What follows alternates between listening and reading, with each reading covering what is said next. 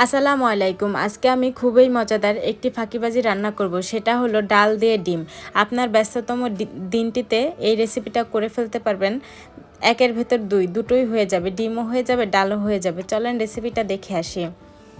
রান্না করার জন্য এখানে আমি মুসুরির ডালগুলো ধুয়ে রেখেছি সুন্দর করে। তারপর দিয়ে দিলাম রসুন কুচি, পেঁয়াজ কুচি, কাঁচামরিচ আর হলো পরিমাণ মতো লবণ, হলুদের গুঁড়া আর পরিমাণ মতো তেল দিয়ে ডালটা খুব ভালো করে মাখিয়ে নেব হাত দিয়ে।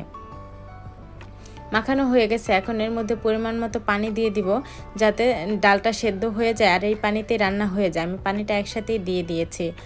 আর এই তো দেখেন ডালে বলক চলে এসেছে। এখন ডালগুলো সেদ্ধ করে নিব। আর এই চুলায় ডালগুলো সেদ্ধ হতে থাক। আর একটি চুলায় আমি ফ্রাই প্যান বসিয়ে এর মধ্যে দিয়ে দিব লবণ আর হলুদের গুঁড়া সামান্য পরিমাণে তেলের মধ্যে দিয়ে একটু তারপরে ডিমগুলো ভেজে নিব। এই তো ডিমগুলো ভাজা হয়ে গেছে।